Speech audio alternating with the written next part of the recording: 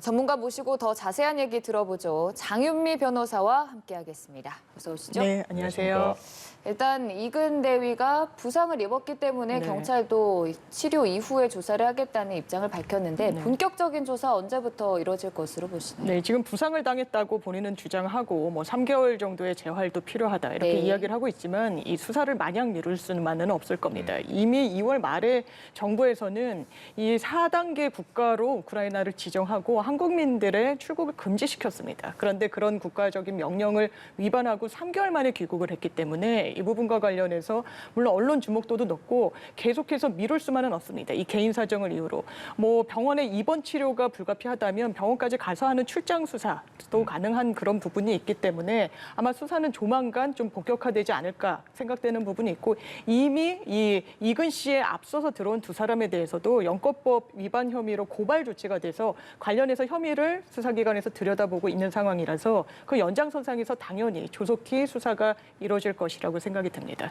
그러니까 이근 대위가 지금 받고 있는 혐의점 중 하나가 정부가 여행 금지 지역으로 지정한 여행 경보 4단계 지역인 우크라이나에 네. 마음대로 입국을 했고 그래서 여권법 적용을 받고 있는 건데 이 혐의점들에 대한 처벌이 이루어질 수 있을지도 생각이 들거든요. 네, 처벌이 불가피해 보이는 부분이 있습니다. 네. 왜냐하면 여권법에서는 물론 여권법 자체가 어떤 형사처벌의 방점이 찍혀 있는 법률은 아닙니다. 하지만 당연하게도 한국 정부에서 자국민 보호를 위해서 출국을 금지시킨 국가에 체류를 한다. 그런 명령을 위배해서 어떤 본인의 의사를 관철시킨다. 이게 개인적인 보호 측면도 있지만 어떤 국가적인 분쟁으로 비화될 수 있는 소지도 있기 때문에 여권법에서는 이런 부분을 제어하고 통제하고 형사처벌 규정까지 갖고 있는 겁니다. 이건 명백한 여권법 위반 행위이기 때문에 관련해서 규정을 살펴보면 1년 이하의 징역형 그리고 1,000만 원 이하의 벌금형 선고가 가능한데 물론 이 여권법 위반 혐의가 이 이근 씨에게 동종전과가 없다라는 사정 등등이 가만히 되더라도 이런 부분은 사실 국가적인 차원이었고 이게 국제적인 문제로 비화될 수 있는 그런 위험성 등을 감안했을 때 가볍게 처벌하고 넘어갈 사안은 좀 아닌 것으로 보입니다.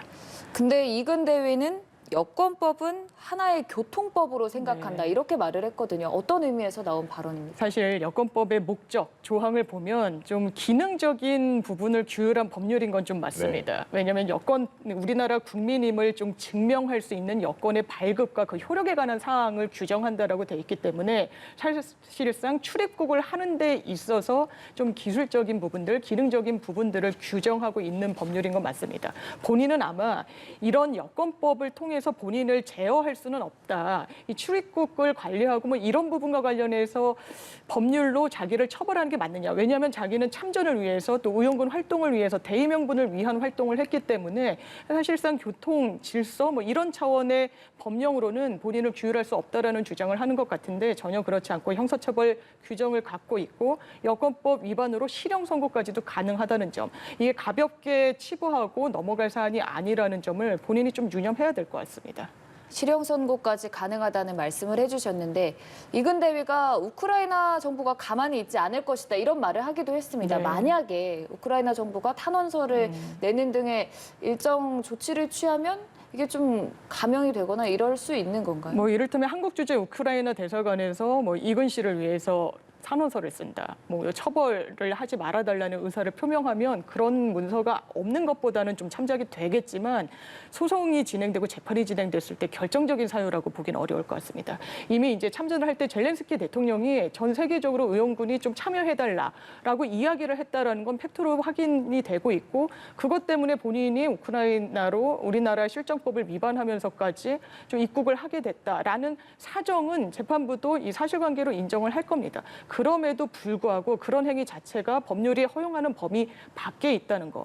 본인의 개인적인 기준에서는 대의명분에 맞을지 모르지만 어떤 국가적인 사안으로 번질 수가 있기 때문에 정부에서는 금지하고 있고 그런 부분이 허용하지 않음에도 불구하고 그냥 대의명분을 내세워서 내지는 우크라이나의 어떤 그 국가적인 이해를 위한다는 이유로 감형받거나 선처받거나 면책받기는 좀 어려울 것으로 보입니다. 일단은 그 일각에서는 사전죄 적용 가능성도 네. 얘기가 되더라고요. 되더라고요. 사전죄가 어떤 건지 좀 설명 좀 해주시죠. 예, 사실상 70년 정도 전에 입법이 된 죄이지만 실제로 적용례는 찾아보기가 어렵습니다. 사전죄라는 말도 평소에 쓰지 않는 말이지만 개인 사자에 전쟁 전자를 쓰는 겁니다. 그러니까 국가에서 허용하지 않는 전투에 외국을 상대로 전쟁을 사적으로 벌이는 행위라고 규율을 하면 될 겁니다. 이런 식으로 이 처벌을 한 예가 거의 없지만 한번 검토를 했던 사례는 있습니다.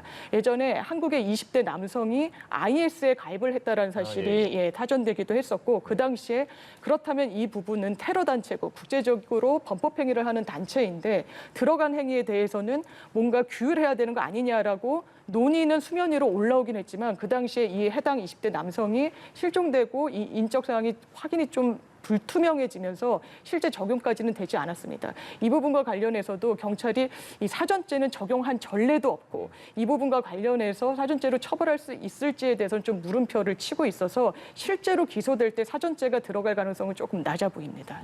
그리고 또 이근 대위가 우크라이나 현장에서 폭발물을 설치하거나 사람들에게 위해를 가했을 경우 또 국내법으로 처벌될 수도 있다는 의견도 있습니다. 이게 가능한 겁니까? 그렇습니다. 왜냐하면 우리나라 형법 체계가 속인주의를 채택하고 있어서 그렇습니다. 네. 그러니까 우리나라 국적을 가진 사람이 해외 어딜 갔더라도 한국법의 규정을 받는다고 보시면 되는 겁니다. 그래서 외국에 나가더라도 이근 씨가 뭐 어떤 전투에 참여해서 사람을 사살하게 됐다. 상대방을 적군을 이렇게 하면 살인죄가 적용될 수도 있는 거고요. 폭발물을 설치하거나 그것을 이용해서 전쟁에 활용을 했다라고 하면 또 폭발물 설치와 관한 법률로 규율할 수가 있고 형사처벌까지도 가능합니다. 대한민국 국적을 가진 사람들은 이를테면 해외에서 도박이 허용이 된 국가에서 도박을 하더라도 국내 입국했을 때 도박 관련 규정으로 처벌을 받는 게 바로 우리나라가 속인주의를 채택하고 있기 때문에 이근 씨 같은 경우에도 해외에서 벌인 범법 행위가 국내 대한민국 법률에 따라서 처벌받게 될 가능성이 굉장히 높습니다. 이걸 한번 좀 여쭤보고 네. 싶은데 그 이근 씨 같은 경우에 이제 그 의용군으로 참전을 한 거잖아요. 의용군으로 참전하는 것이 지금 국내법상으로 가능한 건가요? 그렇지 않습니다. 뭐 의용군이라는 용어를 쓰든 용병이라는 용어를 쓰든 네. 이게 병이 들어가고 군이 들어가니까 이게 국제법상으로도 어떤 군인 신분으로 그대로 적용이 되는 게 아닌가라고 생각하실 수 있지만 실제로 그렇지 않습니다. 제네바 협약의 규율 대상에서는 제외가 되기 때문에 이 부분과 관련해서 실제로 전쟁 포로로 잡히게 되더라도 전쟁 포로의 어떤 이익을 주는 제네바 협약 등의 어떤 수혜는 누릴 수가 전혀 없습니다. 왜 그러냐면 일단 국가에서 허용하는 전쟁이 아닌데 사적으로 해외에 나가서 전투를 벌이거나 전쟁에 가담을 하게 되면 이게 국제적인 어떤 분쟁의 어떤 씨앗이 될 수도 있고 분쟁의 한 단초를 제공할 수도 있는 부분이 분명히 있는 겁니다. 그렇기 때문에 본인이 의용군 그리고 뭐 의병이라는 용어를 사용하더라도 이게 국제법상 정말 군인의 지위에 준하는 지위를 인정받는 것은 전혀 아닙니다. 이렇게 여러 혐의점들을 받게 된 게 어찌됐든 우크라이나 현지에 참전을 해서인데 그러다 보니 시민권을 제한받았다고 네. 알려졌습니다. 뭐 당초 거절은 했다고는 하지만 본인이 거절했다고 얘기를 네. 했죠. 네, 다시 받는다면 뭐 가능성이 있습니까? 이게 아마 시민권과 관련해서 논란이 되는 게 만약 시민권을 실제로 취득했다면 대한민국 법령의 어떤 규율 대상에서는 벗어날 수도 있기 때문에 이 부분이 또 법적으로는 논점이 되는 것 같습니다. 그래서 실제로 시민권을 취득했다더라라는 소문이 있기도 했고 오늘 입국 당시에 기자들이 질문을 하기도 했는데 본인의 말에 따르면 일단 제안은 받았다. 하지만 내가 그 부분은 대한민국 법령을 뭐 면책을 받거나 이런 우회적인 수단으로 악용한다는 오해를 자초할까 저어돼서 뭐 거절했다는 취지로 이야기를 하는데 시민권과 관련해서는 우크라이나 시민권을 취득했다면 뭔가 대한민국의 법령 그리고 뭐 관할 범위에서 벗어나게 되는 부분이 있지만 본인 말대로 시민권 취득이 실제로 되지 않았다고 확인이 되면 이 대한민국 법률에 따라 뭐 이를테면 사전죄 검토 여부 그리고 여권법 위반 등등의 혐의를 들여다볼 수 있게 됩니다. 알겠습니다. 아직 조사가 진행되지 않았기 때문에 여러 혐의점을 갖고 가능성에 대한 얘기를 나눠봤고요. 장윤미 변호사와 함께했습니다. 고맙습니다. 네, 감사합니다.